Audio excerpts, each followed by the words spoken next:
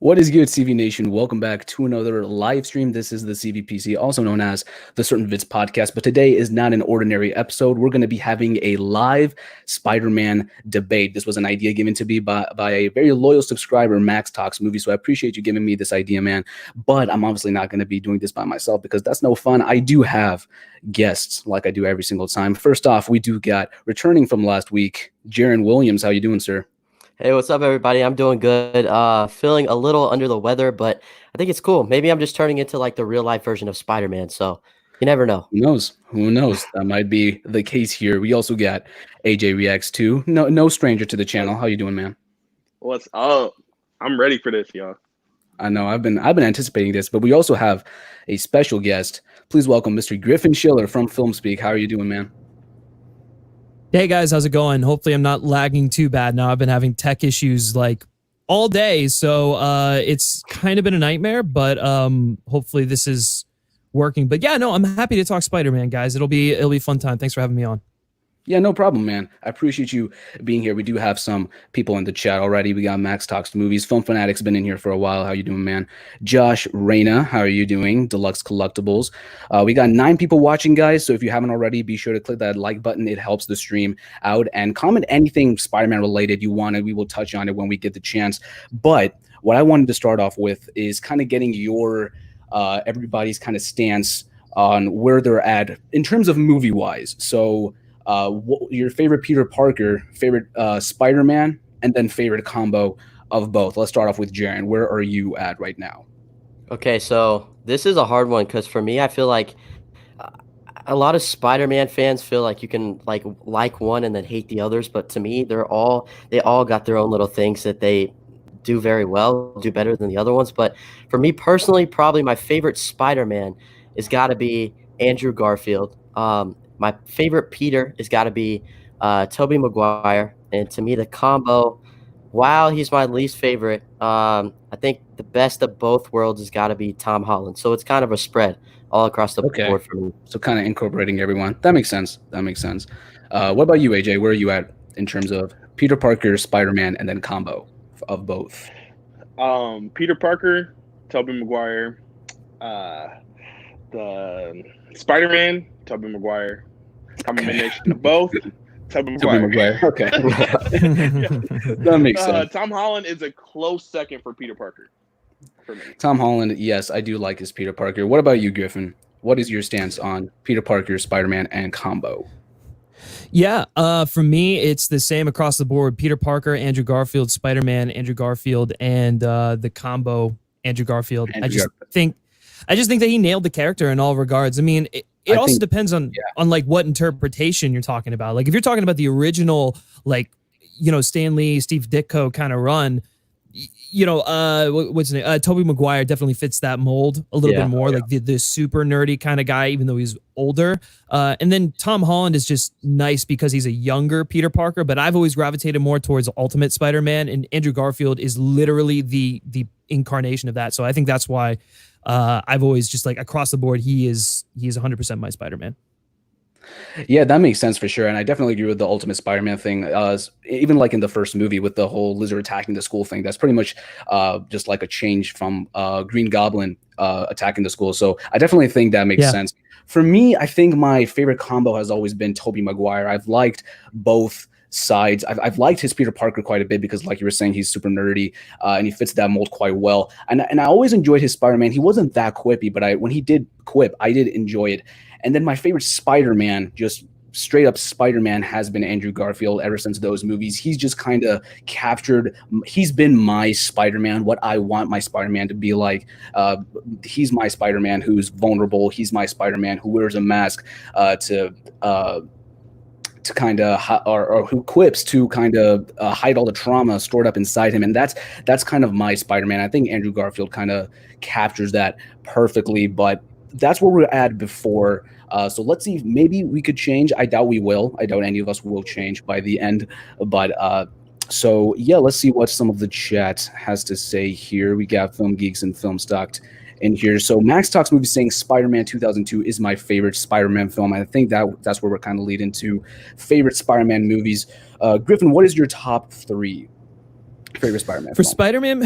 Spider-Man movies, it goes Spider-Verse, Far From Home, and then it's kind of a tie between Spider-Man 2 and The Amazing Spider-Man 2. So, Okay. What about you, AJ? I would say Spider-Verse #1, and then the 2002 Spider-Man, then Spider-Man 2. Okay, and then Jaren. Mm-hmm. So my ranking would be Into the Spider-Verse, then the Spider-Man 2, and then Amazing Spider-Man 2. Okay, I think so. For me, it's always been not actually always. I used to like the first Spider-Man with Tobey Maguire a little bit more. I guess that was just a bit more entertaining for me. But very recently, I've rewatched Spider-Man 2 quite a bit, and that's like jumped all the way up. I think that's genuinely a perfect film in my opinion. So that'd be my top pick. I don't have Amazing Spider-Man 2 in my top 3, but I still like really enjoy that film.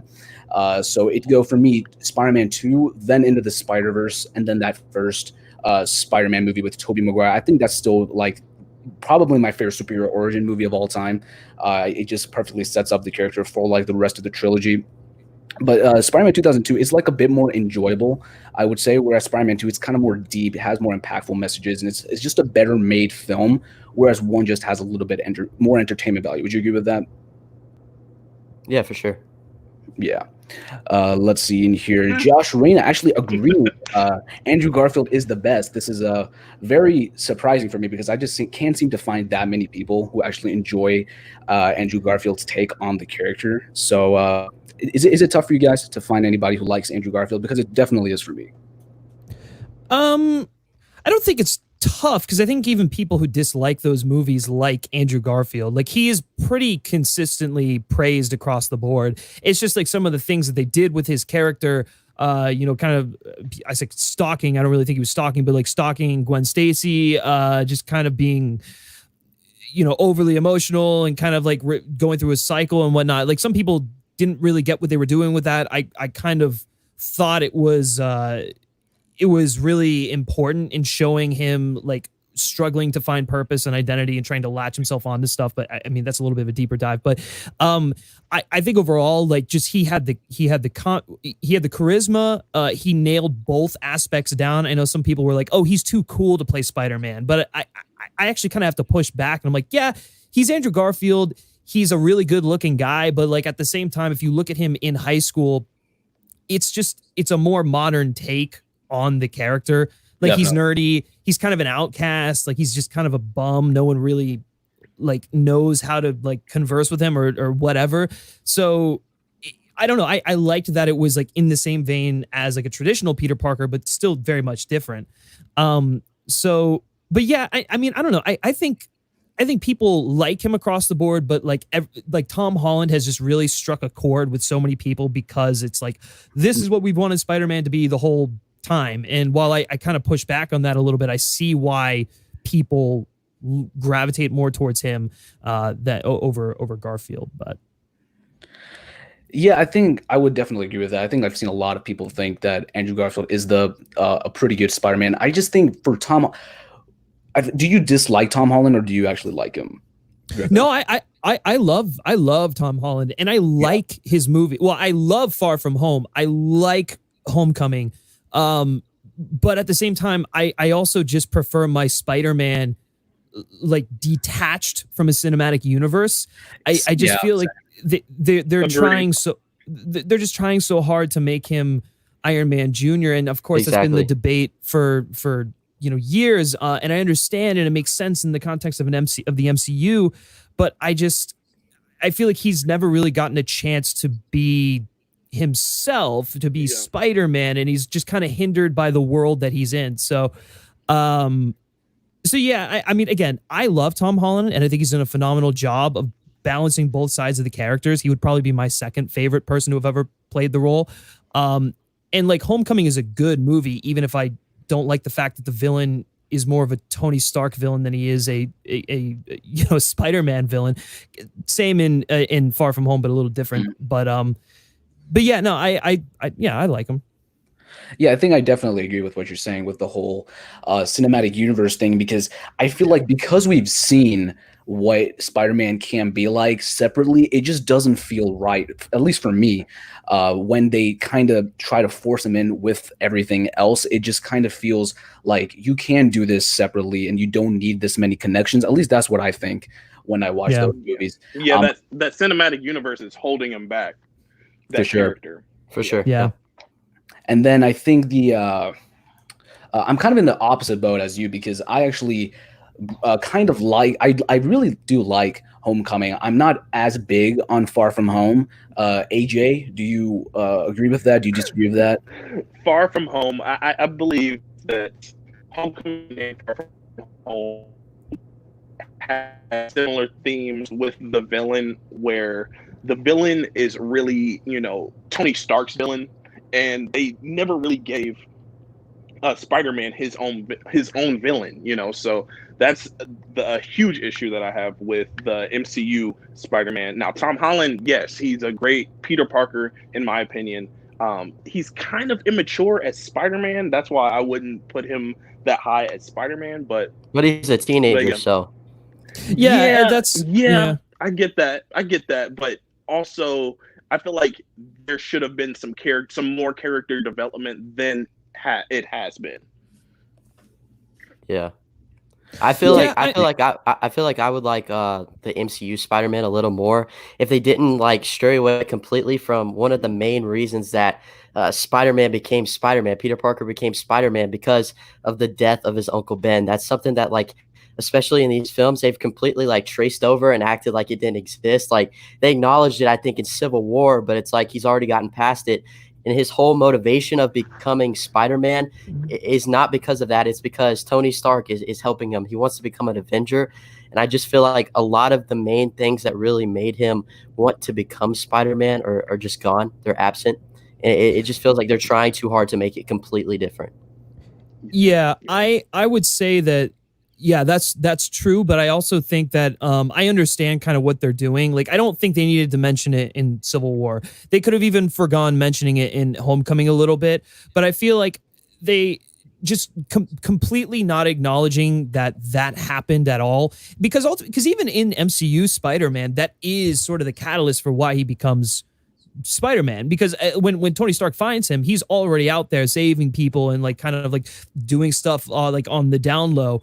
And I just wish that they would, I agree with you, that they would have kind of like acknowledged Uncle Ben. Like, maybe him and May have a moment where they kind of talk about what happened. It just feels so weird that it wouldn't have come up in a conversation at all. It is throughout weird. the course of like, it's just like they're just purposefully ignoring it. And they're trying to avoid it for some reason. Yeah, like, and I get it. Like, he had his Uncle Ben moment in Endgame, and it was really powerful. And I think that Far From Home does a great job of addressing it with them going in that direction. But I don't know. It's kind of just bizarre that they're like, again, they're just going out of their way to say, oh no, Uncle Ben, it happened, but it didn't really happen. We're just not, it doesn't matter. It really doesn't matter anymore. Exactly. Yeah, I think it's a shame. The biggest missed opportunity for me was in Far From Home, where they showed in the Mysterio dream sequence, they showed the grave with Tony's name on it. I think if you could have thrown in Ben's name in there, and that would have been much more fitting, in my opinion, because because obviously Tony's death, it wasn't like Peter's fault or anything, whereas Uncle Ben, that's directly connected to Peter. Peter could have prevented that from happening. And so Mysterio kind of twisting his mind a little bit and saying, like, if you were good enough, Ben would still be alive. That makes a lot more sense than saying Tony, because that was just like flat out false. That's not the reason. So I think that was like a big missed opportunity in Far From Home. And like you're saying, they're kind of just like going out of their way to not touch on it with just subtle references like BFP on the suitcase and like a slight sentence like, I can't do that to her after everything that's happened. I don't like that. I feel like a direct reference is kind of needed at this point. Well, let me ask, because I'm not too like versed in the comic world or anything, but is there like a version of Peter Parker Spider-Man that like plays off this whole Tony Stark timeline? Is that even like present in the comics? So is this just something that the MCU completely made up?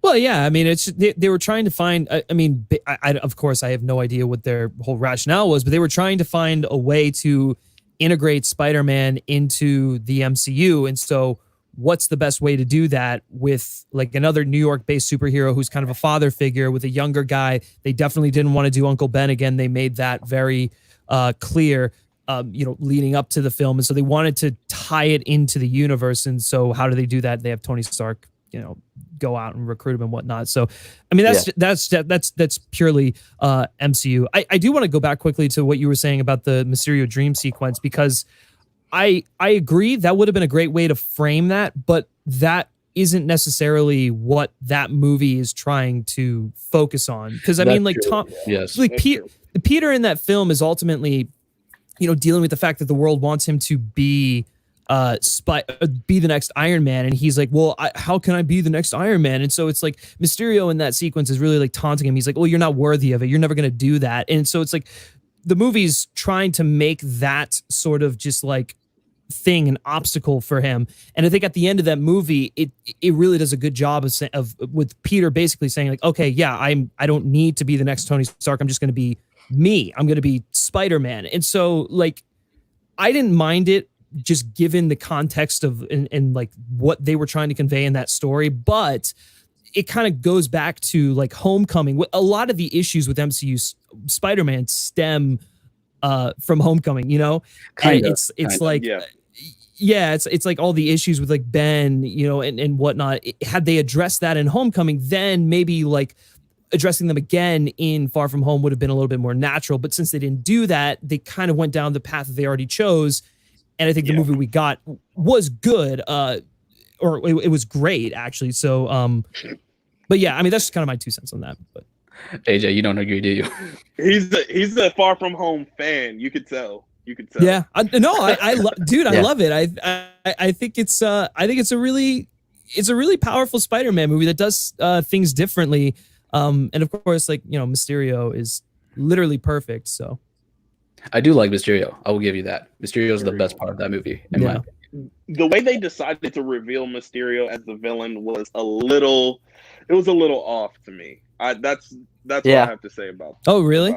Yeah. I the whole like basically first half of the film, like the audience basically knows that Mysterio is the villain, and have this reveal like we didn't know.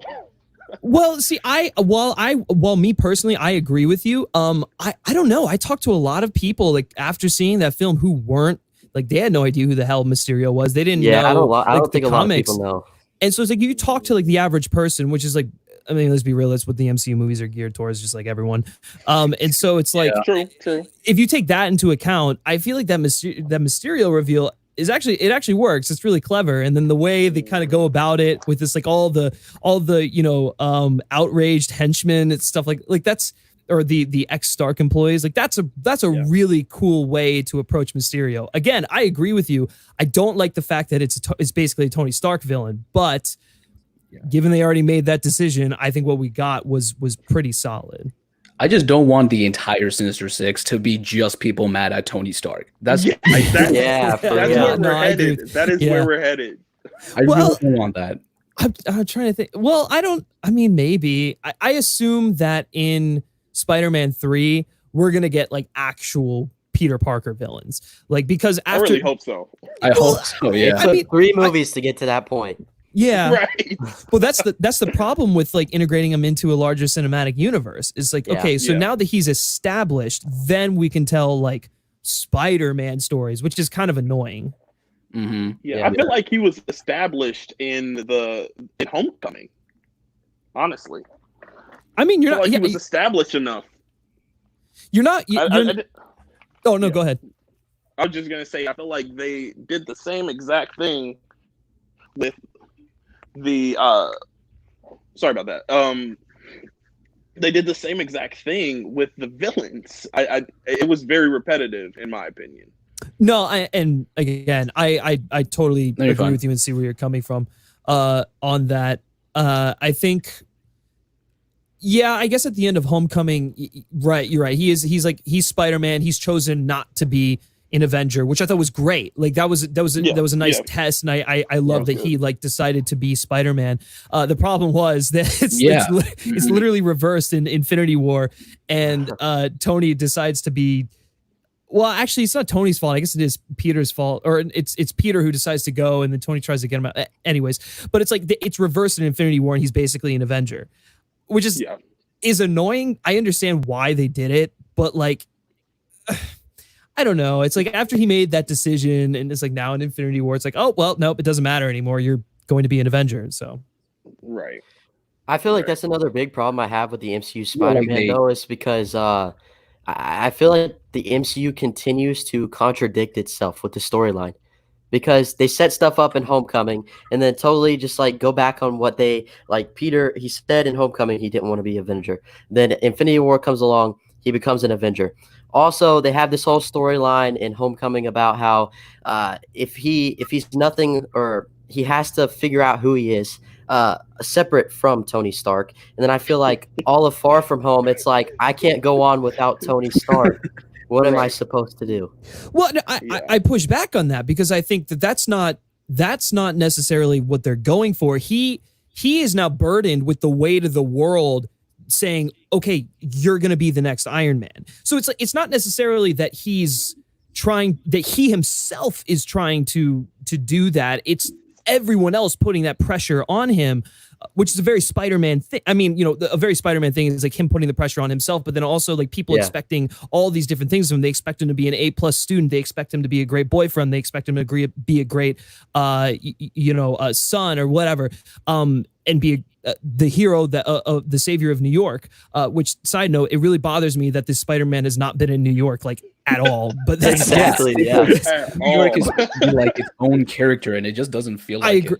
100% agree, and I'm sure we'll touch on that. But I think in Far From Home, because he's burdened by all of that, it kind of, he has a little bit of a crisis of identity that embellishes upon not only what happened in Homecoming, but like the events of the two Infinity Saga films.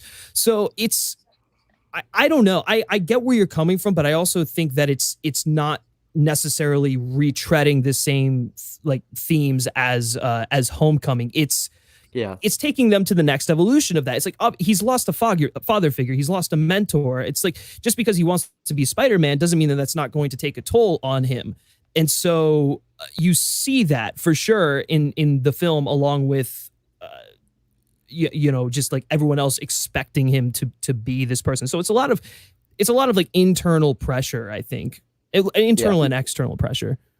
You know where we don't have that issue? Tobey Maguire's Spider-Man. Oh, and I agree with you. That's a good point. Yeah, I agree with you. I think it's. I do agree.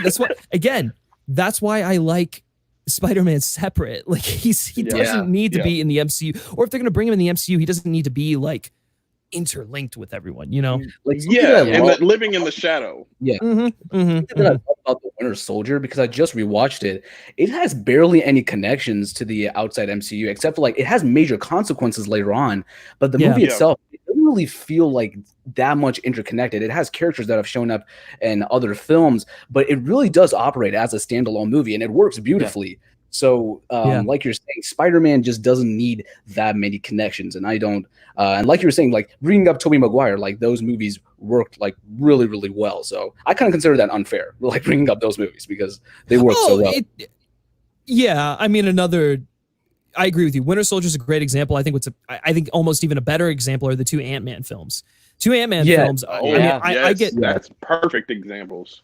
Listen, I don't know how you guys feel about them. I get a lot of flack for it because I think they're some of the best movies in the MCU, because they're so self-contained, because they deal with like, storylines that with the character, like it's basically all about dealing with Hank Pym's demons and like all of that, and like the connections to the MCU are very small. And it's basically their Fantastic Four for right now until that happens. And it's such a breath of fresh air when I'm watching those movies, and I'm like, oh, I can just go watch an Ant-Man movie and not worry about the rest of the MCU. It's great. Yeah. Think about what happened in this movie. Think about what happened in that movie. You can just, I totally agree with that. That's a great point. Mm-hmm. Yeah. Let's see here. We do have a couple more. So, Film Fanatic actually saying, I love TASM too. That brings... That warms my heart, because I cannot. I see so many people hating that film. It's so thank you. Thank you for that. Thank you for that, Film Fanatic. Josh Rain is saying Tom Holland Spider-Man just gets everything handed to him. Do you guys agree with that? I would agree with that in some sense. In a way, Yeah. in a way, yeah, I could see that. I mean, yeah, if you're talking about just like aesthetic stuff, like, yeah, he gets his suit handed to him, but then he also gets his taken away and he has to learn to become a hero. So I don't necessarily agree that he gets everything handed to him, but I guess I see where you're coming from a little bit with that. I guess what I just want is like more consequences for him, because Homecoming has a lot of lack of consequence, except for like the big suit takeaway, which is like the big like only consequence. So I guess I just need more stakes. I need more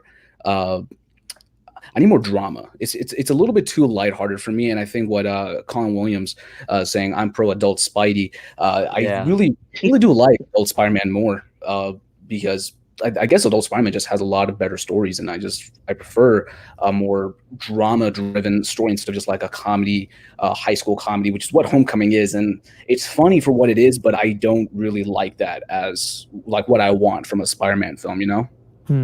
So did you not feel the drama necessary or the consequences and stakes in Far From Home either? No. I haven't seen that one in a while, and I meant to rewatch it this week, but I didn't get the chance. From what I can remember, I think feel like there were a bit more stakes in that one. So there is that. I still think I like Homecoming a little bit more though. But you know, that's just me. But Far From Home. Yeah, no, for sure. Yeah. Go ahead. No, go ahead. You can go. Well, I was just gonna say, I think Far From Home, because there are actual stakes in Endgame, and like there are obviously consequences, there are deaths and everything. I feel like that does carry over into Far From Home, and it's the fallout of that. It's like someone dealing with grief of that, on top of like, you know, having to be a superhero, on top of like really of being in love with this girl. And so it's like it's typical Spider-Man problems for sure. But then, you know, the death of Tony Stark obviously adds like another layer of stakes there. But I get where you're coming from with Homecoming, because I agree with you, but I also don't think that was their intent with that movie. Yeah, kind of. I can see that. And then Colin Williams saying, I really agree with this. What happened to Peter's love for photography? I miss traditional Spider-Man. Yes. I agree with that. Good point, yeah. More, because it gradually got less and less, because he worked for the Daily Bugle and Tobey Maguire Spider-Man. The Amazing Spider-Man, they showed it. I watched both of. Yes, he did. Mm-hmm. He did, but it was not shown as much at all. I don't even think they showed it at all. Did they show it at all in the Amazing Spider-Man 2? Yeah, they did. Because I did. Okay. You did get did they show? What did they show? Like the Daily Bugle, him being a photographer, things like that. Yeah, they very little though. It is, which I agree with you, and I think that probably would have been something that they explored more in like a third film.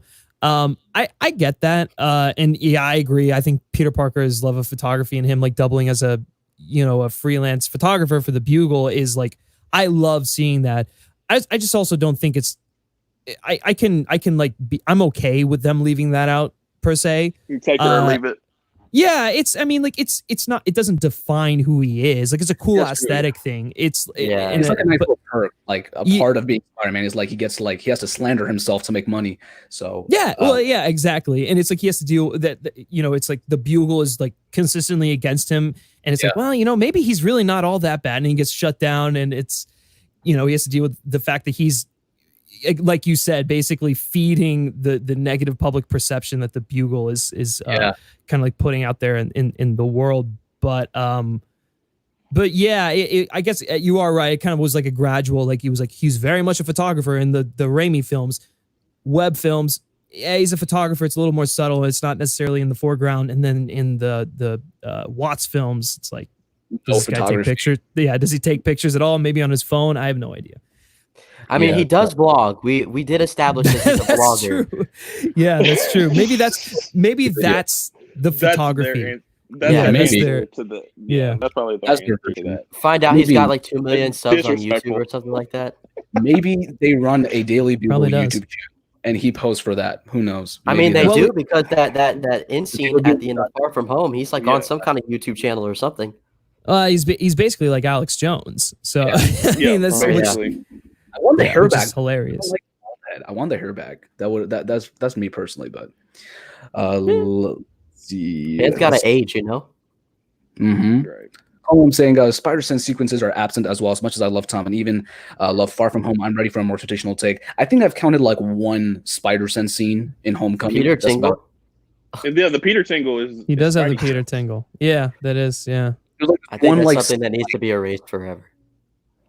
Oh yeah. Well, for I mean, sure. it's still a spider sense, and I think there are like Yeah. there's moments of it in Far From Home. Obviously, there's that moment in Infinity War and Endgame and all that stuff. I mean, like what the reason why he gets so emotional when he's dying in Infinity War is because he can sense it with his spider sense, which I think is really powerful. Again, yeah, I like to see it. But it's not like a deal breaker for me. Like, I think we can all just kind of assume that, oh, he's got spider sense. I don't need like the whole slow-mo, like fly moving here and like all like the I like that though. It's not always necessary. Yeah. like don't get me wrong, it's cool. I love seeing it. Like if that happened in like one of the Watts films, like sure, I'd be like, oh, awesome, that's a nice little sequence. But like I don't think it makes or breaks like an interpretation of the character. I just assume that it's still there, you know. Yeah. Yeah. Instead, we got a slow motion baby mountain goat scene, which That's true. That's true. Which let's just say it is what it is. Movie Follow is joining here for a second. What's up, man? What's up, Elliot? Yeah, what's going on, dude? Colin Williams saying, I love Far From Home, but Mysterio exposition scene was pretty cringe. What do you guys think about that? No, it's so good. I like It it. is pretty. It is pretty cringe. It is. It's I'll so agree good. with him there. AJ, No. where are you at? I'm in between. In between, that's I'm fair. Mysterio as a villain. I like Mysterio as a villain, but the fact that he is Tony Stark's villain, that just kind of is. I think kind of a deal Gyllenhaal breaker pretty much for me, sells man. that scene. I think Gyllenhaal pretty- is so scene. good. Can we take a second? I think he to was talk about how underutilized. Gyllenhaal Oh, is he's so- good. No, he was used perfectly in the movie. Like, I think he was used great, but just He's my favorite actor. I wanted more from him. I don't know. Yeah, Maybe but he it's can't just steal the film. It's a Spider-Man movie. Like, I mean, he's already stealing the film as is because he's like, he did steal the film. oh, for sure. in my Well, opinion. But I Go agree ahead. with you. But that doesn't necessarily amount to him getting like the most screen time. Like, it's not necessary. But what I will say is, I love that sequence because that is Mysterio to a T. Mysterio is a pathetic loser who has these skills and he gets really like egotistical and he's like mad and disgruntled, and that was their interpretation of that. He's supposed to be like that against Tony Stark is like what I guess what they're saying. I agree with you there. I don't hate the connection as much to Tony Stark in that film as I do like with Vulture in Homecoming.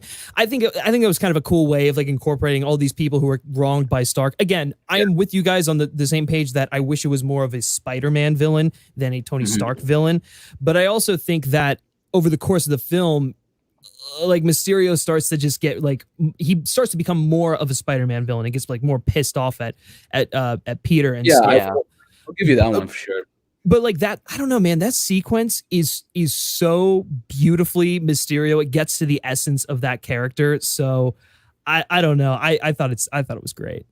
Yeah, Secretary Marvel saying it worked real great. Mysterio, while menacing, was always a little loony. Gyllenhaal pulled it off perfectly. I think I'm gonna have to agree with you on that one. Gyllenhaal was so good.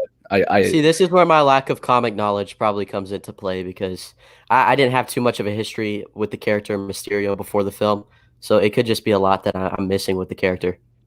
And I'm kind of there with you, Jaren. I never read the comics, but I did watch the 90s cartoon, and it was a very similar characteristics.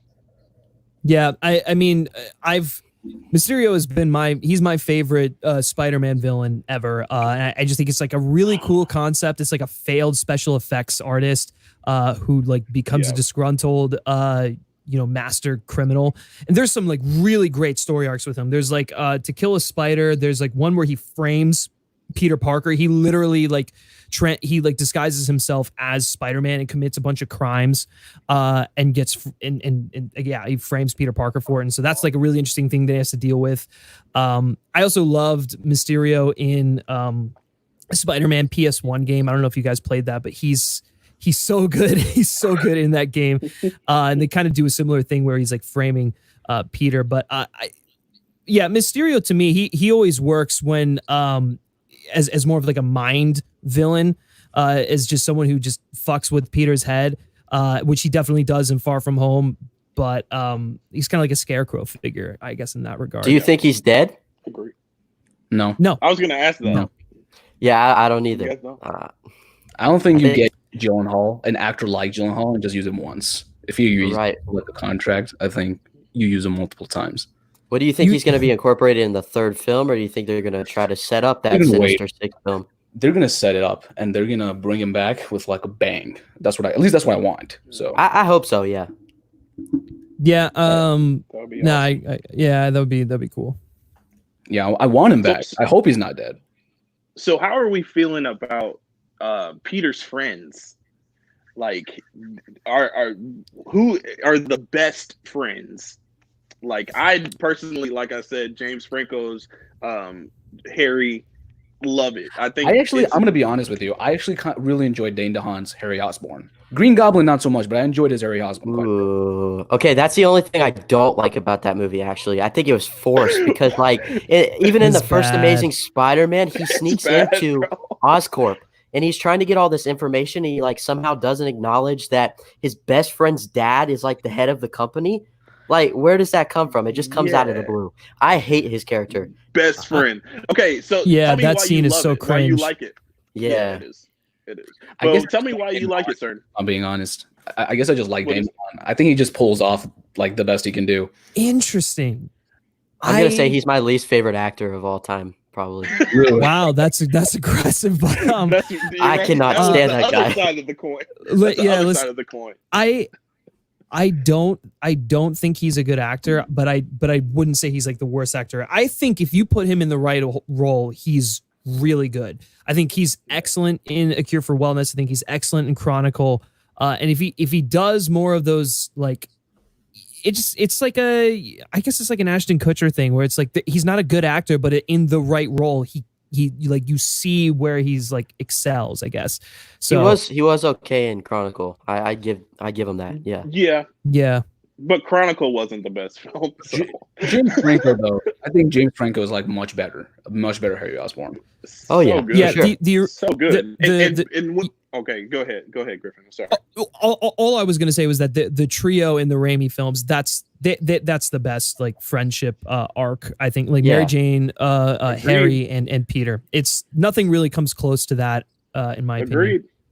Agreed. So what are your guys' stance on the MCU friends? Yeah, that's what I was gonna ask next. They're there. They're there. Right, exactly.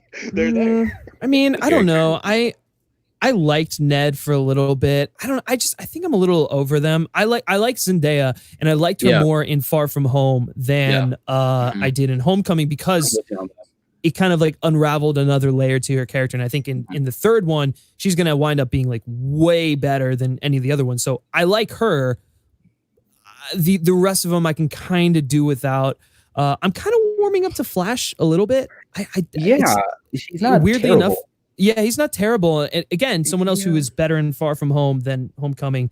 But I like that they incorporated the whole Flash is a fan of Spider-Man and Far From Home. So there's that. That's like something I like about him, and I don't like mind the whole change of his characteristics. It's not that believable to me. Like, Tom Holland's like, you make Peter Parker short because like Peter Parker, like Tom Holland's a pretty short guy, but then he's getting intimidated by this guy who's even shorter than him, and that just kind of it's not perfect for me. And I feel like Flash is the bully, and he's not as good looking as Tom Holland. So I'm just like, does Tom Holland actually get intimidated by him though? I feel like most of the movies like, oh, just shut up, bro. Like, right, shut up. He's supposed to be a bully, and he doesn't seem intimidated by him at all. He just seems like kind of like an annoyance instead of like an all bully. Yeah, in my opinion. That's what it's come off as. There's to no me. like physical bullying. It's just like all no. verbal. No. I think it's just a different. It's while I was like a little reluctant to like the character at first, I think it's like just more of a modern take on a bully. Like you're not gonna get someone like Joe DiMaggio. What the hell, Joe Manganiello in the first Spider-Man, who's basically a 35-year-old man in high school. Like that's just yeah. That's you're not gonna get that again. And like even Flash in the Garfield movies was pretty like stereotypical. This one, I kind of like am okay with the fact that they did something different. They made him just like a really rich asshole who like is a tryhard and who like thinks he's cooler than he is, and then he just obviously picks on Peter. And I don't know, it just felt like a 21st or like a 2010s sort of like take on a bully. So it was fine for me. I much rather prefer the relationship between the two in the Amazing Spider-Man 1 though. That was like much that better. was actually, it was really good. Yeah, way better in my opinion. Say that one more time. So like Peter and like his dynamic with Flash in the first Amazing Spider-Man movie, I like that much more. There's like a natural progression throughout the movie. I really do prefer that one. That's been my favorite Flash Thompson so far.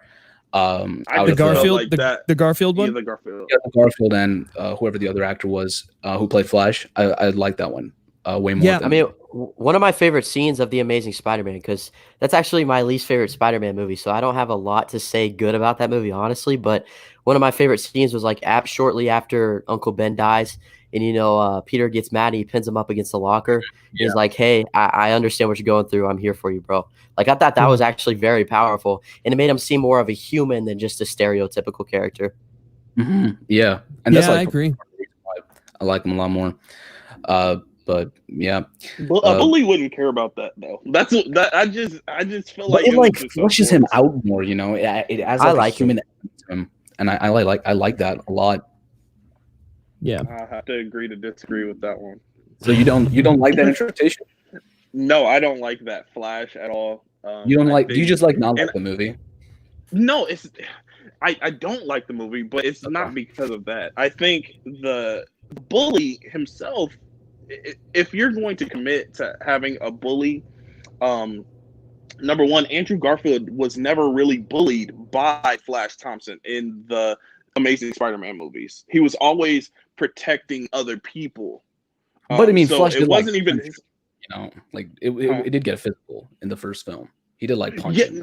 No, I'm not saying that. I'm saying he was trying to protect someone else. Yeah, I see what you're saying. Yeah. He wasn't necessarily Peter, like the one getting picked on. He wasn't the one getting picked on. He wasn't. I mean, yeah, exactly. But Flash did say some words to him before in the beginning of the film, but it didn't feel like an authentic bully like Tobey Maguire's Flash Thompson. I think Tobey Maguire's Flash was just so cartoonishly like it was. He didn't feel like a person. It just felt like someone in like I said, like a cartoon or something like that. Which is funny and very Sam Raimi. But I don't know. I really liked the added layer that they gave him in the Garfield films, because it was like, hey, he's kind of a dick, but he's not heartless. Like it's like he understood what happened, and he's like, okay, like this kind of goes, this supersedes any like beef that we had. So we also didn't get that much screen time from Flash Thompson and Tobey Maguire films, right? Honestly, yeah, I don't think he showed up at all after one, did he? No, after Peter beat the crap out of him, basically. Well, he did like graduate in the first one, so I guess that's understandable. He did graduate high school, so they just kind of like left that part out. So yeah, it makes sense. Movie file saying, I enjoyed Mysterio a lot, but Michael Keaton's Vulture to me was the better villain. For me, his motivations were stronger. I totally agree. I think Vulture's a better villain. Too. Yep. I think he's one of the first like truly fleshed out villains we got in the MCU too. Like you actually kind of saw where he was coming from. Oh yeah, definitely. I liked the reveal, and that was just about it. Yeah. I mean, no, I love Keaton's Vulture. I mean, give me Keaton in anything, and I'm happy. I don't think I liked him more than Mysterio, but I mean, we're talking about two of the best villains in the entire cinematic universe.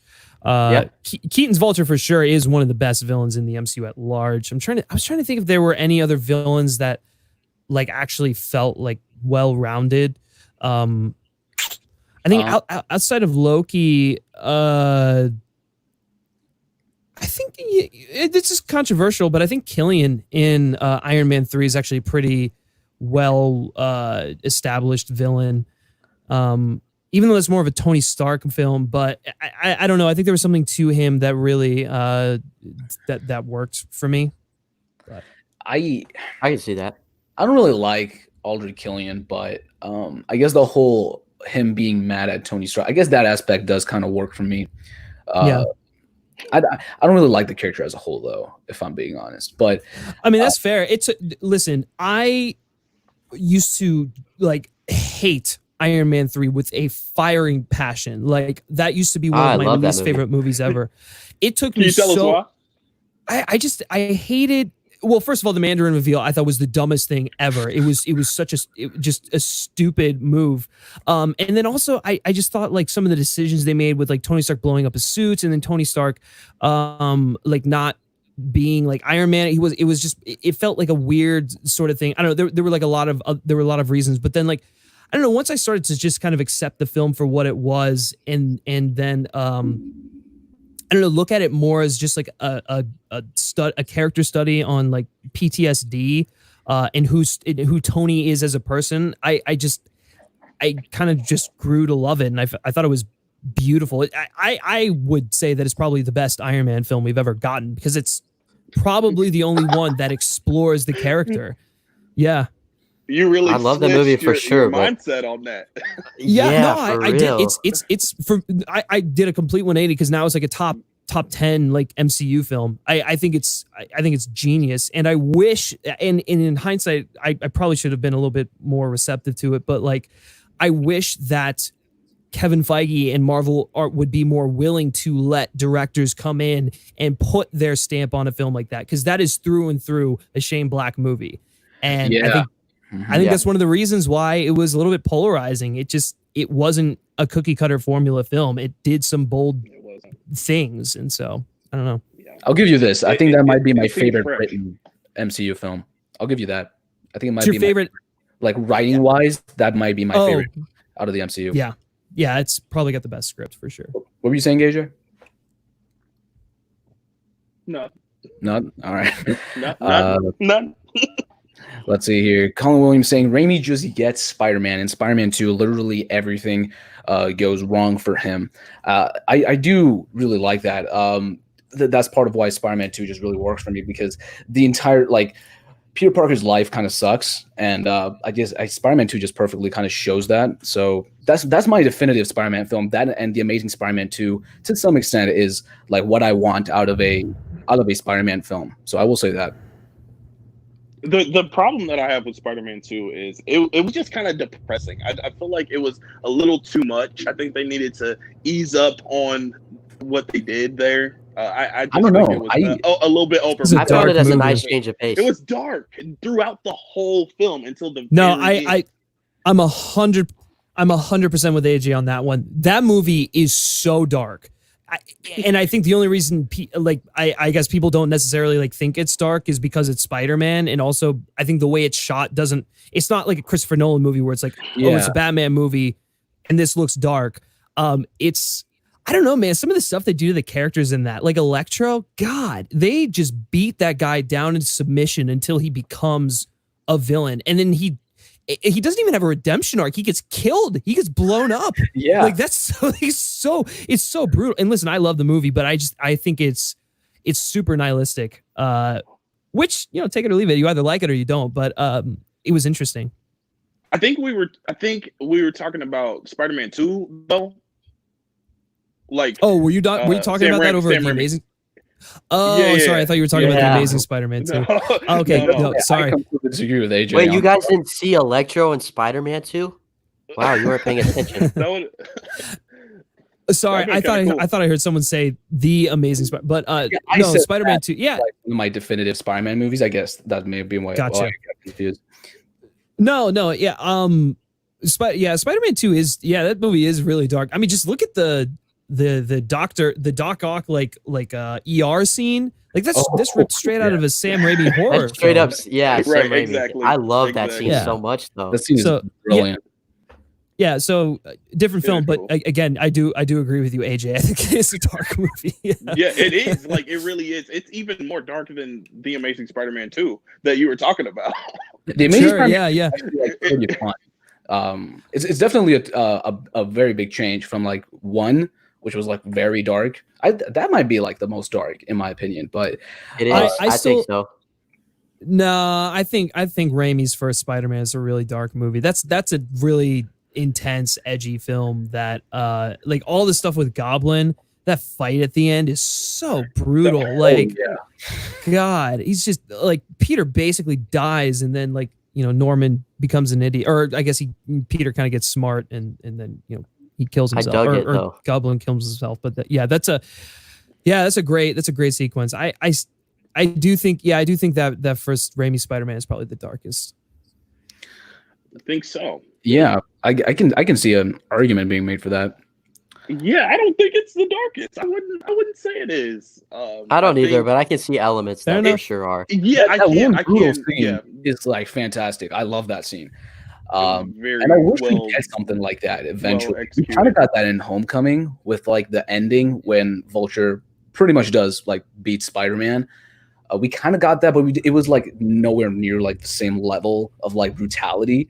So Yeah. I do kind of want that back. I want that dark edge that a Spider-Man film can have. I kind of want it back. You're not gonna get that in the MCU. That's true. Spider-Man. That's true. No, yeah. That's not Probably gonna not. happen. But yeah, in the Amazing Spider-Man 2, Gwen Stacy dies. Like, Yeah. what? And that's probably I'm leaving the theater depressed. Why am I leaving the theater depressed after watching a Spider-Man movie? I don't know. The ending of that I- film is like pretty The ending of that hopeful, in my movie. opinion. Yeah, it's Like the very last sequence is hopeful, but the love of his life just died, and it's its fault. It That hasn't is the been, like, greatest scene in any Yeah, but Spider-Man it's- movie, by the that's- way. It was very cinematic. It's- I agree. It was good, but it's depressing.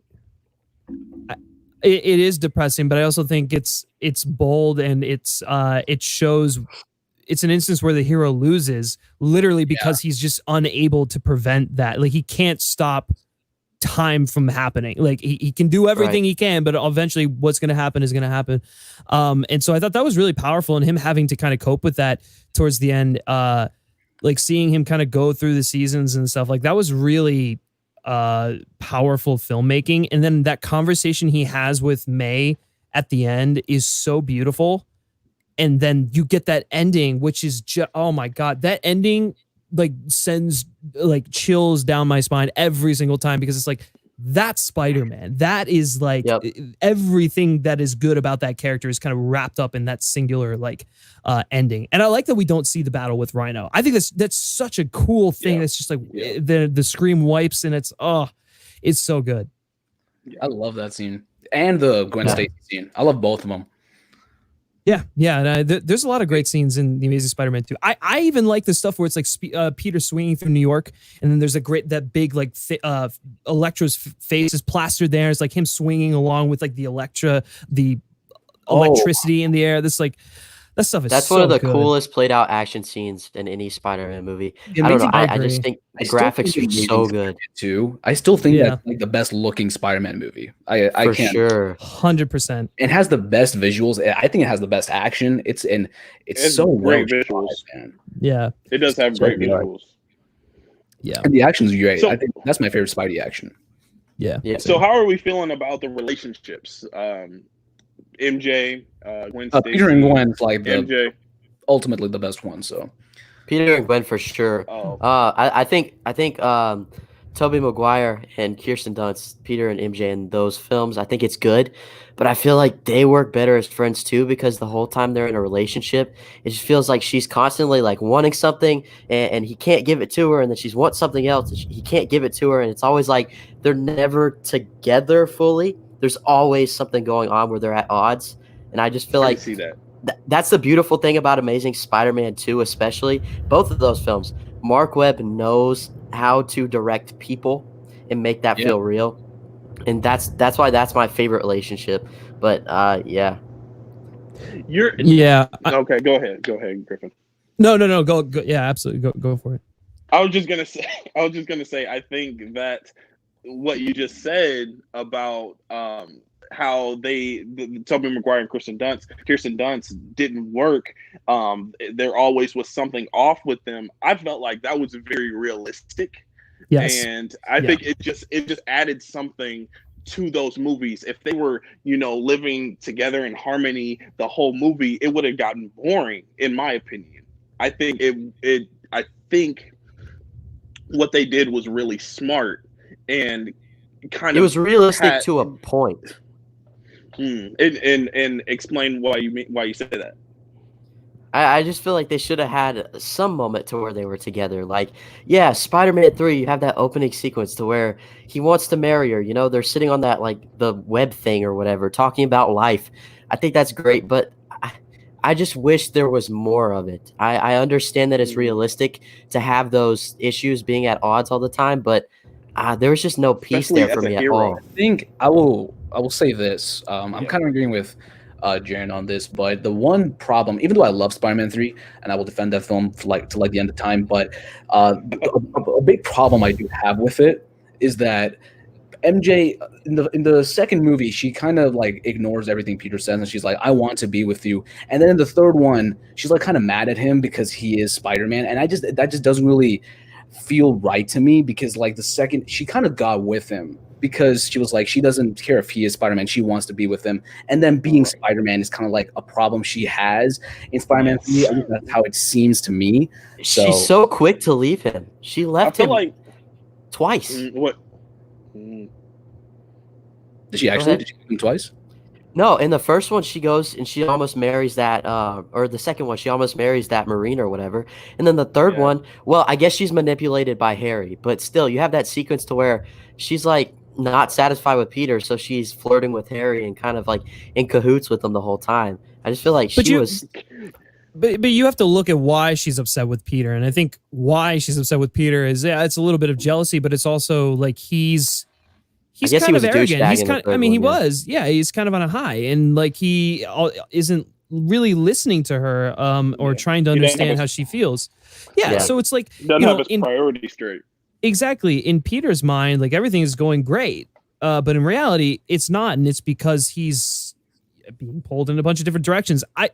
For as like melodramatic as that relationship can get, I also think it's probably the most accurate Spider-Man relationship, because it's you being with someone who is the savior of New York City is almost impossible, and it's going to cause rifts between people, and it's going to cause problems to arise, and the timing's never going to be right because he's dealing with the responsibility of being Spider-Man versus wanting his own personal. I mean, that's literally the whole point of the second movie. So like, yeah, you're right, they're not together, but it's also like it was never going to be easy for them to be together. Something that they explore in the Amazing Spider-Man films as well, especially in the second one. Like it's just one of those things that's like it's always going to cause relationship turmoil, and I think throughout all three of the Raimi movies, he does a great job of explaining it. If it feels real, it feels true to the character. And while, yes, I prefer Gwen and Peter in the Amazing Spider-Man films a little bit more, the character work that Raimi does in those films is phenomenal, and that's why people like Spider-Man. He's so relatable, and that's just a perfect example of why. Yeah, I don't think it's bad. I guess I was just left kind of unsatisfied, but I definitely see where you're coming from. Spider-Man 3 definitely ends in a weird place because it was supposed to go on. Does. there was supposed to be a fourth movie, and the relationship isn't. You don't really get like closure with either of them, which is understandable, especially because like I said, it was supposed to go on. So I see what you mean.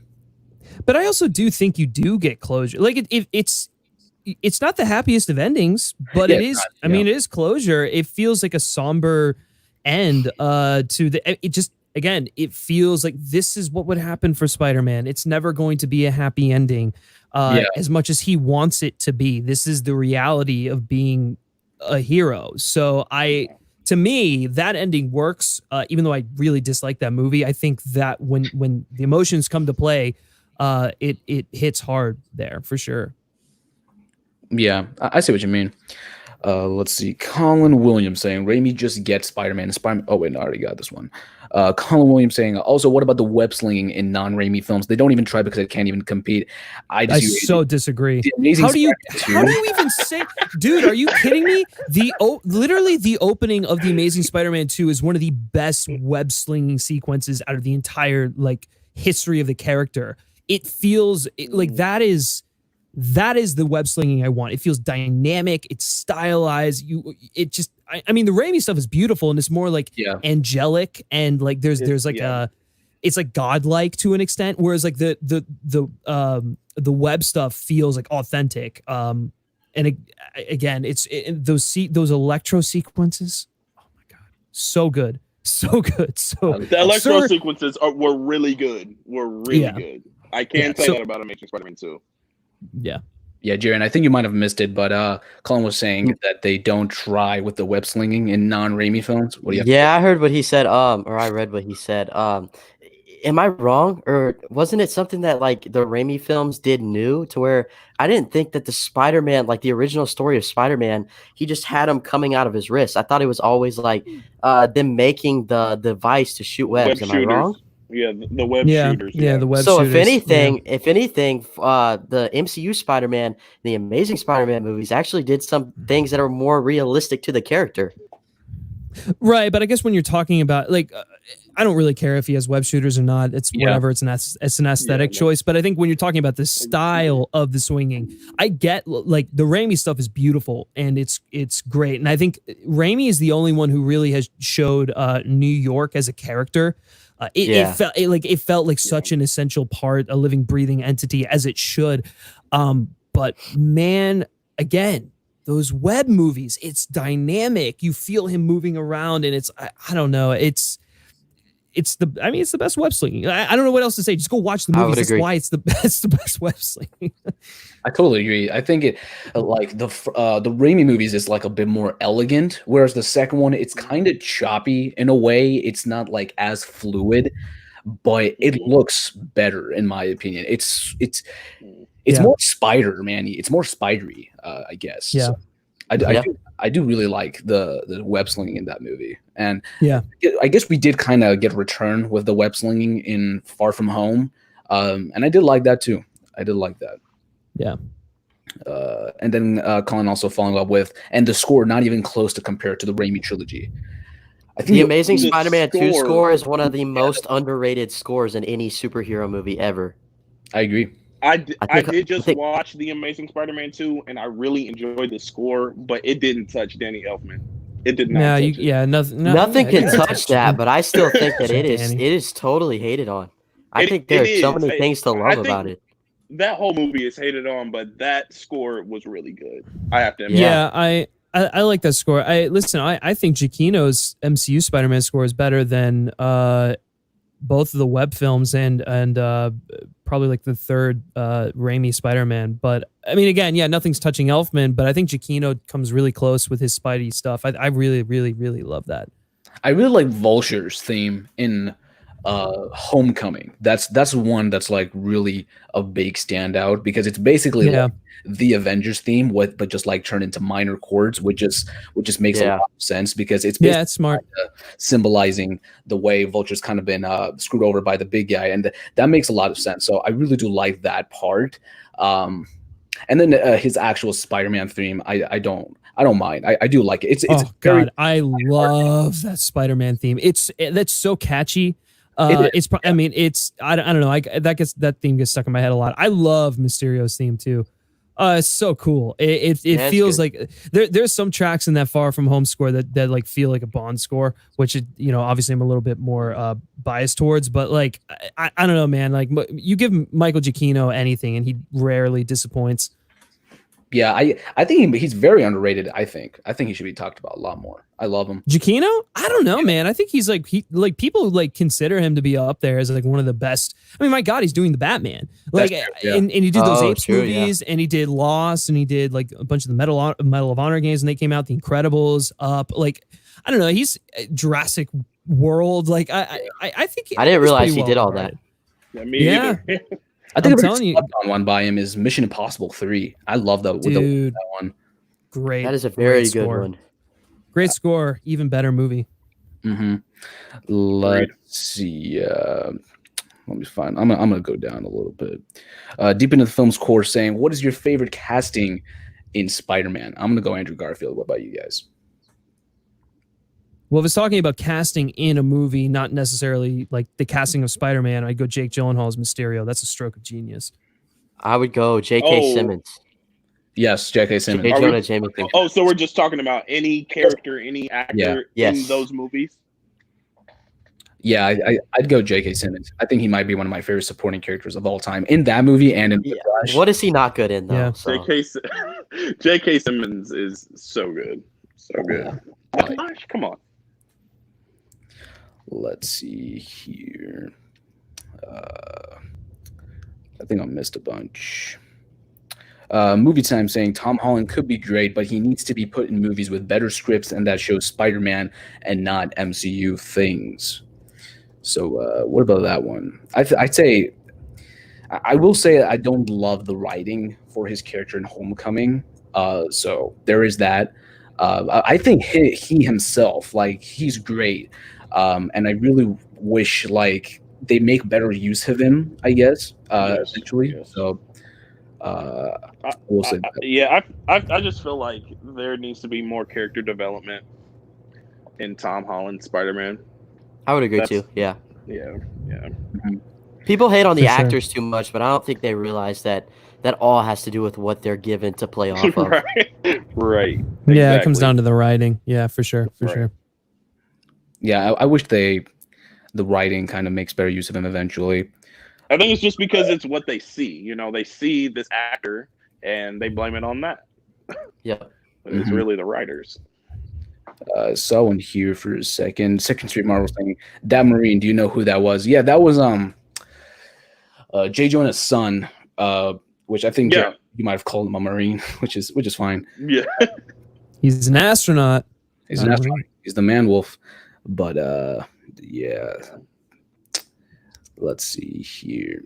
Second Street Marvel saying Dunst was spot on as MJ. I really liked spot on. I really liked her. I did. Yeah. I thought she was great. Let's see. Okay, let's see. This is an interesting one. Zeke Gonzalez on Salty saying, "I know it's an unpopular opinion, but as a fan of comic book Spider-Man, I really don't like what they've done with the MCU Spidey thus far." So what are your guys' kind of stance on that with what they've done? I don't think it's necessarily an unpopular opinion. I think there's a lot of people who agree with you on there. I mean, you've got a panel of 4 people here who basically agree with you. But there's elements that I really like in those movies, and there's stuff that I just don't like. It's kind of a mixed bag for me, even though I would still say I have a positive opinion of those movies. But I mean, I get it. Yeah, for sure. Because I'm in the same boat. Yeah. What about you, Jared? Yeah. What's your stance on MCU Spidey? I would agree. I mean, I can't compare to the comics like this guy is, but I think especially if he was to have more standalone stories, I think he'd be much further up on my list. Yeah, but it's all about how they have to incorporate it into the universe. So yeah, I see where he's coming from. What about you, AJ? Yeah, I'm right with you. I wish he wasn't living in Tony's shadow and just give him, his own movie. Come on. It's not that hard. Eddie is saying, if the MCU, this is interesting, if the MCU had Uncle Ben, who would you want to play Marissa Tomei's Aunt May's husband? anybody. I just want Uncle Ben. Yeah, for real. If he can do the job well. I'm I've fine never with actually thought about that. Matthew McConaughey. Oh my god. Gosh. That was a shot in the dark. He'd be an awesome Norman Osborn, I think. That's for- a good. Yeah, that's good. McConaughey. Yeah. McConaughey would be interesting. I think for me, this has been kind of like floating around Or a lot. Dr. But Connors. I know what you're gonna say. what Giancarlo Esposito? Yep. As Yeah. Uncle. Oh. Yeah. Yeah, he'd be not for Uncle Ben, for Norman. For Norman. Okay, Yeah, yeah, for that's what I was Norman. thinking, Yeah, As Osborn, that'd be cool. That'd be cool. It would. Yeah, You read something about Marvel, right? Yeah, there was like some Giancarlo story. Esposito is He's so phenomenal. good. He's such phenomenal. a such a gosh. great villain actor for sure. Yes. Yeah, I don't know who else I'd want to play Norman. Norman's you gotta get the casting down for Norman. He's such an like important figure. Yeah, in he's not just in Spider-Man, but in like in Marvel in general. So like that you get someone like a Giancarlo Esposito in there, and it's just like fuck, that would be so good. He could just like do so much with that character. Oh my god, I wouldn't want him to kill him off. I know. Well, I'd be rooting Listen, for him. Here's my only thing: get a really good actor to play Norman Osborn. We're talking like A-lister here, and then give him the classic Goblin suit. Please give him like the traditional Goblin suit. I think that would be so terrifying. It would be. It'd be amazing. Make him an actual goblin. Yeah, like the proto. It kills me because the prototype suit that they had for Willem Dafoe in the original Spider-Man that was literally perfect. It was so perfect. That's what I'm saying. Yeah, man. That's what I'm I know. saying. It's gosh. And knowing Sam Raimi, like what he would have done with that, he would have played more into the horror elements. Oh god, that would have been amazing. Yeah. Yeah, I do agree. That might have been a pretty big missed opportunity because that suit looked so good. I saw like behind the scenes images. It looked so perfect. I just think it was like kind of ahead of the time, and it was just like real. It was super complex, like just to get that thing right. And I don't think it like fit on Willem Dafoe's head, and it was just kind of a nightmare to deal with. So like I understand why they went with the Power Rangers suit, but man, I would have still loved. kills me. I would have loved something that I didn't really care for in the Green Goblin suit is that you could see like the eyes would lift up and you can see his real eyes and like you can see his mouth moving behind it. That's the only issue I had with it. Yeah, that's I've seen that complaint before, and I definitely like echo it to an extent. I think the only reason why I don't know if that would have worked for a whole movie is if they didn't do that is because like it's just talking to a face that's not moving. It's like when you see his eyes move and you see his mouth move, it adds a little bit more of a character. Whereas like if you get rid of that, he's literally talking to just like a Power Rangers villain. Like it doesn't. I personally like it because it feels more villainous. Yeah. What, like without the mouth? No, like with the mouth. Like when you can see his eyes and mouth. Yeah. Gotcha. Yeah. I don't know, but again, I totally agree with you because it is. Again, this all could have been fixed had they just gone with that prototype. Like. Yeah, for sure. Z Gonzalez on Salty saying, as from, or wait, no, I guess I clicked on. Okay, it was this one. I don't think anything will ever top the Amazing Spider-Man 2 Spider-Man suit. Yeah, I think that suit was perfection. Yeah, the suit was really good. I still prefer Raimi's, but I do like the suit. I don't know. I like that one more than Raimi's suit, if I'm being honest. Oh yeah, really, for sure. Really. I think I might prefer the raised webbing on that one too, compared to the raised webbing on the Raimi suit, if I'm being honest, because it just that suit, it might be like a weird color of like a shade of red if I had to nitpick it, but like other than that, it's like amazing. Like no pun intended. It's like so good. It's like incredible. That's an amazing Spider-Man suit. Exactly. Yeah, it's the best. So good. And then Movie Time saying Matt Damon as the young Uncle Ben. I don't know about that. Oh, please no. Feels like a gag, or just stunt. Yeah, stunt casting. Nah, I don't really like it. Like Matt Damon in Thor Ragnarok. Yeah. Oh, I forgot he was in that movie. He just shows up as like these characters as like cameos. Yeah, no, I wouldn't want that. I wouldn't want Matt Damon as Uncle Ben. Yeah, for sure. I think in the Raimi, that was like perfect casting. I think. It was really good. Yeah. But I Yeah, for I sure. actually would prefer the Amazing Spider-Man's Uncle Ben over Raimi's. Why though? Because I just feel like he had more interaction. He was more strict. He, kind of put his foot down with Peter, and the Sam Raimi Spider-Man.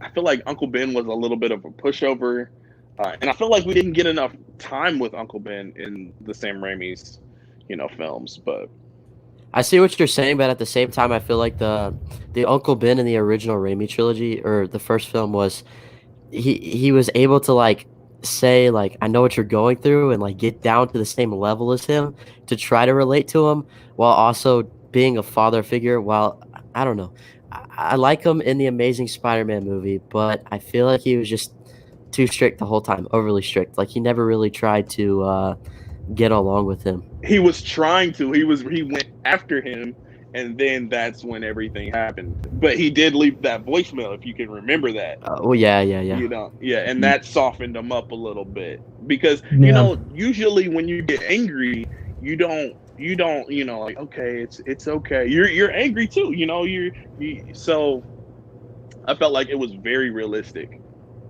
I felt like it was really realistic. But Yeah. I do prefer Raimi's Aunt May. Yeah, but I also I really do too. like the Amazing Spider-Man's Aunt May. Sally Fields is the best Aunt May. Raimi Aunt May You feels think a little bit more cartoony. I don't like MILF Aunt May, and then I think that Sally Fields, she perfectly captures like the it's genuine. She feels like a very motherly figure, but she's not stupid. Yeah. Like she knows what's going on. And it just, I don't know, I felt like there was more of a relationship there between the two. I don't really buy into Holland's relationship with Not at all. Marissa Tomei. There's not enough like scenes of them bonding together. Exactly. Like Yeah. no dialogue hardly. She doesn't feel like Aunt May to me. I don't. Yeah. She's not Doesn't. like the Especially wise- because she's younger. Yeah. Yeah. I Yeah. don't Well, understand. I mean, she's more like an aunt's age. Like to me, the Aunt May in the original movies, she's like Grandma May. She is so That's old. That's his grandma's sister. Yeah. Yeah. Yeah, that's true. But I guess I just don't understand making her younger, because then I kind of like the older Aunt May because it like the wisdom that comes with that. I prefer that. That's my kind of Aunt May. But then Sally Field was Why. perfect. That's why it's a younger Aunt May. Yeah. Yeah, Sally Field probably was the best version. Yeah. She kind of balanced both sides. Yeah. Yeah, for sure. But Griffin, I think you need to head out at this point, right? Yeah, I do. I got to head out for, not for a little bit. I do have to head out. But yeah, thanks, dude. Thanks so much for having me on here for talking Spider-Man and all that stuff. It's great chatting with all you guys. It's not. I like the discourse that kind of comes with Spidey, especially when we all have different opinions. Yeah, no problem, Yeah, man. for Thanks sure. for doing this. It meant a lot. Absolutely, Did we change guys. your mind about anything before you go? Did we change your mind? I don't know, man. I think I'm pretty set in my Spider-Man opinions, but you did make some good points. So Okay. I feel like you put up a good argument. I'll say that. I will say, You but too. I don't. Yeah, well, thank you. I feel like even when we disagreed, it was like an instance where it's like, yeah, I see where you're coming from, but Yeah. no, it's good. Listen, that's why I love these movies, and there's like 3 versions to choose from. You kind of get like everyone has their own like flavor of Spider-Man. I feel like there's one out there for everyone, so it's great. Yeah. Before you head out, man, where can That's people? That's very well put. Thank you. Oh, what were you saying? Sorry, Sorry. No. no, you're good. Where can people find you on the internet? I have links in the description, but just Cool. Yeah. You guys can head on over to the FilmSpeak channel, check out all the reviews and like stuff I have going on over there, and then you can follow me on Twitter at Griff Schiller. All right. Well, thanks for doing this, man. Yeah, thanks for having me, guys. Feel free to ask me back anytime. All right, will do. All right, cool. See ya. See you, man. See you. All right, and then there you Are go. we gonna keep this rolling? We can. We have a couple more things, and then we'll just wrap it up in like a little bit. I don't think we're not gonna go over like an hour and a half. Just letting you know. Jaren's trying to go all night. This is the best I've felt in like 3 days. So like, as long as you want to go, I'm here for it. All right. Movie time saying we need to get the comics version of the Green Goblin suit or the Spectacular Spider-Man version, but it would be very hard to do in live action. I think Green Goblin, we need like Griffin was saying, we need like that iconic, just like classic look. I need that. I do. What about you? I don't think anything's hard to do anymore in live action. CGI and everything, I feel like you can make anything happen. That's true. Mm-hmm. True. Very true. Let's see. Thoughts on the Spectacular Spider-Man TV show? I love that show so much. That is my favorite animated series of all time. So just It is mine as well. Wow. What about you, AJ? What are your thoughts on this show? I've actually never seen it. Is it Drake Bell that voices? No, that's Unlimited Spider-Man, I think. That's Ultimate, and that is Ultimate, yeah. Gosh, that show bad. That show. It's really bad. I actually like that show, bro. I thought it was not bad. I'll tell you what. I like the newer one, the one from 2017, where he goes to Horizon High. I like that one. That one's. I haven't seen that one. That one's not bad. The Ultimate Spider-Man is intolerable in that show, man. He's so unfunny. It's really annoying. Really? That show is so annoying. He breaks the fourth wall so much. See, I like that part. It's like they're trying to make him animated Deadpool. I don't know. Works sometimes, works. It doesn't always work, but yeah. But AJ, you need to check out Spectacular Spider-Man. Where can I find it? It was on Sony Crackle, but they took it off. I know you can find it on Blu-ray and DVD. I have a couple of the volumes. They're gonna be like this. They're gonna be like volume 8 and stuff, and volume 7. I think it goes up to 8 only. You can buy the complete collection on Blu-ray for like $39 or something. I need to get that because I don't have all of it. Yeah, I need to get that, but man, Ultimate. They were trying I wonder to. if it's ever going to get to Disney Plus. Hopefully. Ooh, that'd be awesome. Maybe a revival for season 3. Maybe, I don't know. I would love that, but no, man. Ultimate. I agree they were trying to make him like Deadpool, but then when Deadpool showed up on the show, it just I forgot about that. It felt so weird because you're like, who are you? We already have Deadpool and Spider-Man over here, you know? So like it was just so I hated that show. I gave that show so many chances too. I watched that show. I watched an episode like every month or two, and it sucks every time. It's so bad in my opinion. Dang. I don't think it's really like don't need to watch this show. I don't. I guess it's like a. It's not as well. Actually, it's not a better show than something like Spider-Man Unlimited, which might have been what you were confusing it with. But that show is like so not Spider-Man. It's just something completely different. He's on like this. I don't know if you've seen Unlimited, AJ, but is it Peter Parker still? Yeah, and they're all Peter Parker. Okay. But Spider-Man Unlimited is like he goes off, which I really do not like. That it's like it's not even connected to the 90s series. It's just like Spider-Man 2099 like pretty much. though. That's what I've heard.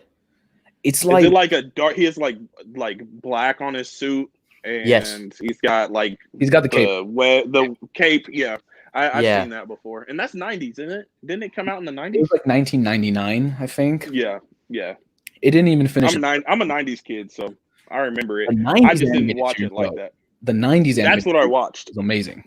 That's what I watched. I didn't watch Unlimited. Fantastic, but nothing beats Spectacular. Nothing. No. beats Spectacular. Not even the 90s series. Not even the 90s. Really? 90s series is good, but it's no Spectacular. Spectacular ran for like, what was it, like 20 something or not 20 something? It was like, I think 30 or 40-ish episodes. It wasn't even like a full 2 seasons, and it was incredible what they managed to do in Really time. It was, dude, watch it, man. It's so good. Movie time saying first couple of seasons of Ultimate were good, but after that I got bored. But Spectacular Spider-Man is spectacular. I just hear you. I couldn't even finish. Okay, I don't know why Siri went off. Your stuff is always going off, bro. Yeah, I was. Alexa went off the other day. Yeah, I was going live with AJ on Instagram, and I said something, I guess, and my Google Home went off, so I don't It know. wasn't even close to like okay Google or anything. It was I don't know just what I said. No, don't My say that. Siri on my MacBook goes off all the time during conversations. I It's wow. weird. I don't know. Maybe I guess it kind of sounds like it, but it really doesn't. Sometimes I'll be like, "Are you serious?" And then my phone will go, "What did you need? Yeah. How can I help you?" I'm like, Film "Why financing, you natural webs or web slingers. Natural web. natural, Web. 100% Web shooters. For me, organic?" I think I'd go maybe web shooters. I just kind of prefer like not too many changes, I guess. The only thing I would say that I like about the web shooter is that he can change out the webs like to be kind of like Yeah. electricity. He can Yeah. in some of the games you can like make bombs, like stuff like that. Yeah, that's So why. for me, I'd have to go web slingers too, because I mean the natural, like that's sick. Like that's what I grew up on. But I don't know, like Peter Parker's a nerdy science kid. So seeing those like sequences where he's like crafting the webs and like making them to where he can use them, I think it's really cool. And like That's cool. I guess it's more comic accurate as well. So it's just all preference, I guess. Yeah, the ones in the Raimi movies, basically they did that because uh, I believe Raimi said that the scene where he was making his web, because it was supposed to be web shooters, but I think the scene where they were making them, it just didn't really fit. So they just changed it to natural, and it made more sense. Like, if he has the powers of a spider, why can't he just shoot webs? Yeah. Naturally? So it made sense at the time, and And it made sense might for the second movie too, because he lost his powers, yeah. and Sure. yeah, Which is so very unique. I that really love that. led into that. Yeah, I love the fact that he lost his powers, and I think the reasons for why he lost his power or his powers were like completely realistic, and like basically he Yeah. lost his will to be Spider-Man, and that just resonates with me a lot. Yeah, so if he had web shooters, he could still be Spider-Man, but Yeah, Yeah. he kind of. probably would throw away his web shooters as well. But Yeah, I think they did that storyline, Spider-Man No More, is just complete justice. I love Spider-Man too, but looks like we're caught up with the chat here, and Movie Time saying had fun watching the stream today and chatting. Have to go, and I'll see you guys all later. Well, thanks for joining, man. It means a lot. But thank you, Later. everybody. Thank you, everybody who joined the chat, who participated in the conversation. I did not get to everybody's chat like I usually do because we were just kind of just having a rambling session, pretty much. But we did. Yeah. It was fun though. yeah, It next was. week It was it'll really be fun. Q&A next week like I usually do them. So that'll be where I just like go through the entire chat. That will be fun.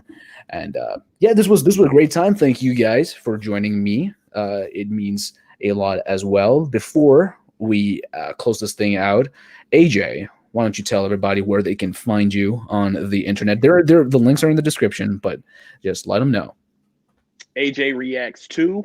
It's all one word, and you can check me out on YouTube, Instagram, Facebook, Twitter, Letterbox. I have a Letterbox, and Twitch. so yeah.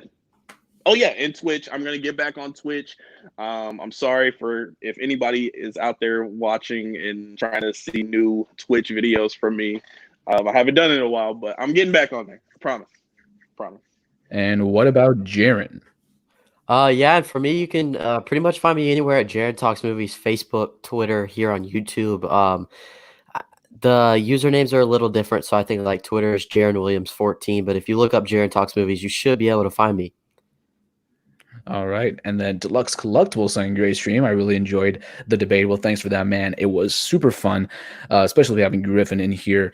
What kind of content do you guys have upcoming for all of us viewers? So I have a video coming out on Wednesday. It is Harry Potter trivia. Me and my wife did Harry Potter trivia, so you guys can play along as well. All right. And then I'm coming back with another season. I do seasons of my show or my channel, and season 5 starts on August 5th. Okay, that's something to look forward to. And what about you, Jaren? For me, it's kind of up in the air right now of when I'm able to release stuff because I am sick. But I know I've got all my notes written for my Spider-Man ranking, which is fitting after this debate. I'd also like to rank the Indiana Jones movies. I just started watching, going through all of them today. I watched Temple of Doom. That's the one I started with, which is I don't want to spoil it. Never mind. I'm not going to say that, but Okay. you'll find out my thoughts there. I was going to say it, but I thought, nah, they'd give it away. That's number yeah. one for me. But. I won't say anything. No spoilers. No spoilers. No spoilers. Hopefully I can do another live Q&A on my channel. But yeah, as of dates, it's kind of up in the air, but I got some good stuff coming. Yeah, and I hope you get better, man. We need some new content, and you need to get better. That. And as for me, you can find me. All my socials are in the description, but it is at Certain Vids on Instagram, Twitter, and Letterboxd. Today I recorded a collaboration with Trevor from Film Geeks, so that should be releasing. I believe we agreed on this Saturday, and then I recorded one with Chris yesterday, and that should be going up tomorrow. And then I'm going to try to get out a Batman v Superman review tomorrow. But if that doesn't happen, it'll definitely be on Tuesday. And Thursday will be a top 5 favorite movies of the year so far. And then that Sunday and then that weekend, number 1 is that Trevor video. And then number 2, it's the Guardians of the Galaxy review, continuing the MCU series. And then Sunday is obviously another live stream. So it's a packed week. It's a very busy week. I also have some other things in the back of my mind that I need to start working on. I've already got some progress on that. But yes, there is stuff upcoming. But thank you so much, guys, for everybody that watched the stream, for everybody that listened on the replay in the podcast. It means a lot to everybody who did come out here and listen. Thank you guys for joining me and the stream. And until next time, have a great rest of your day and stay positive. Peace out.